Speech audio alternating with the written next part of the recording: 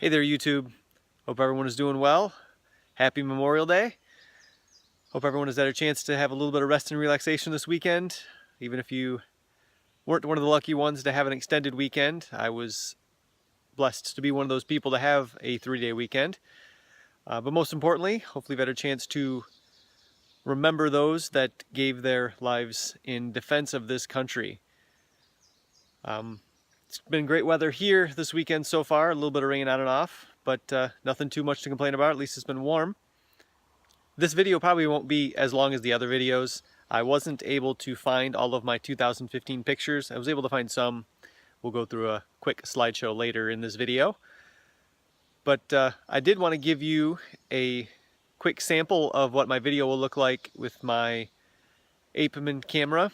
So this is what it will look like through the 8mm camera. Obviously it's a little bit wider view. It's a little bit more distorted to get a wide angle. This will be really good when I'm walking through areas where I want to show the scenery. That way I can give you a little bit more of a wide angle and just show more of what's around me. So hopefully the audio syncs up okay. I apologize if it's a little bit off. First time I've done this, so this is what it will look like most of the time when I am walking around and exploring. Alright, back to the iPhone. So here's the slideshow I was telling you about. There's one slide in there. I think it's only about 7 or 8 slides long. I'll show you the odometer of the car I drove and the tripometer, and it shows how many miles I drove. So it'll give you excuse me, a good representation of how much I drove. I did see a lot of places, but everywhere I went was a pretty short period of time, and I'm pretty disappointed in myself in the amount of pictures I took. I know I have more pictures somewhere, but these are all the ones I could find. Basically, it was just more of an exploration trip where I was just seeing places that I hadn't been before, which gave me a chance to make a log of where I wanted to revisit later, which is where I went last year, is a lot of those places. So enjoy what's here, and we'll see you after we're done. As you can see by the map, 2015 was a lot of driving. Unlike 2016, where I flew out to Denver and then drove from there and flew back, I did 100% driving to get where I wanted to go, leaving from Michigan, and then basically starting a lot of my exploration from Yellowstone, and then did a big loop, and then came back to Michigan. Did hang out in Custer for a couple days, where I learned how beautiful the scenery can be there, which is this first picture. Just kind of hanging out in the wilderness a little bit. Look, there's me in the picture just to prove that I was there. Nothing special except for just the scenery. Here is actually when I finally made it to the Great Salt Lake. There was a Yellowstone in between that, but I didn't really take any pictures. I basically just drove through just to get a grasp of how large it was. The Great Salt Lake was nothing special to me, just kind of big and stinky, although I'm sure Salt Lake City is a nice place. I just didn't spend a lot of time there. This is the Snake River that you've already seen many pictures of. It was my first experience to be there. Here is Safeco Field, which I showed you in a post elsewhere. I'm not sure where that picture is all zoomed in, but there's me holding the ticket at Safeco Field as I went to see a Mariners-Tigers game. That was a pretty awesome experience, just go to a visitor's ballpark and check it out. This is Coeur d'Alene, Idaho. In the very north part of Idaho. Great scenery. There's the odometer of the car. So as you can see, the car has a total mileage of 11,621 miles, and I drove over 5,200 miles, so I put on nearly half of the miles that were on the car by the time I was done. I didn't get any comments when I got it back to the rental place, but I can imagine they were a little bit surprised at total miles on the car. But I said the pictures were limited here. Feel free to reach out and ask any questions about the trip you'd like to. I'll give a little bit of also follow-up after the slideshow is done. That 2015 trip was actually quite eye-opening. Saw a lot of different places, but it gave me a much more realistic perspective on what a lot of the west part of the country looks like.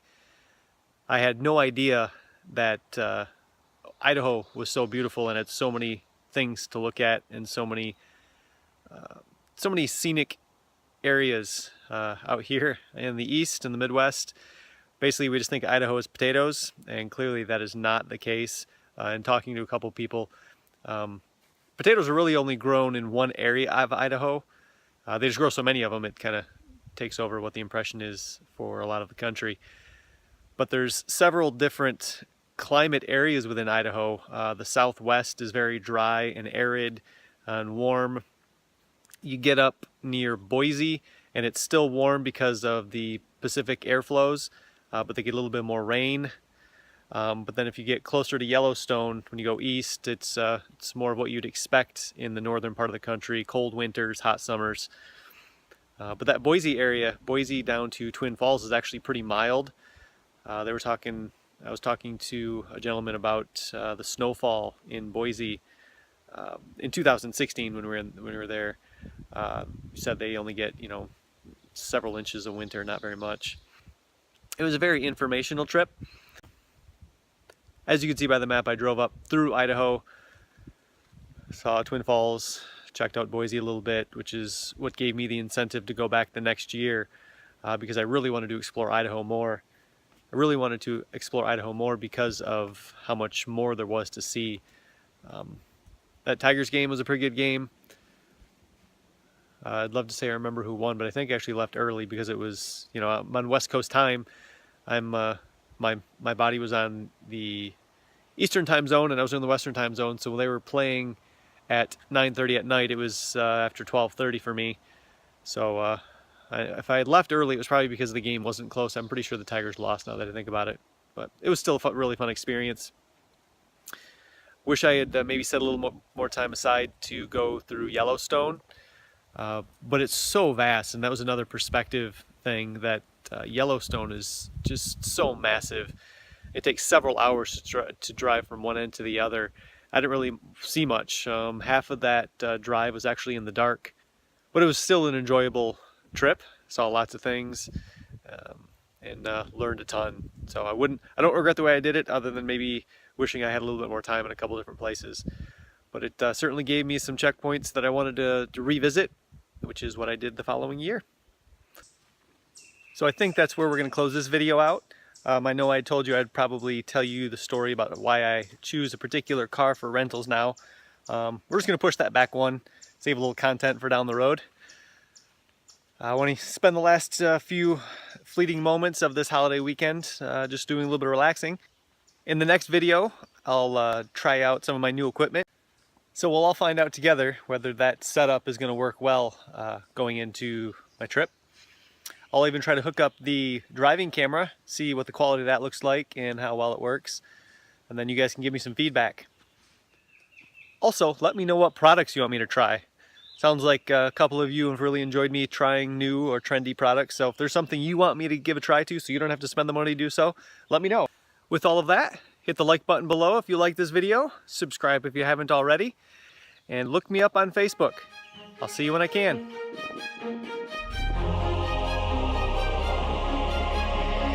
Day has passed like a hurricane to my heart, till you're far away. See the lights on the other side. I'm going to get there and hope we will meet there.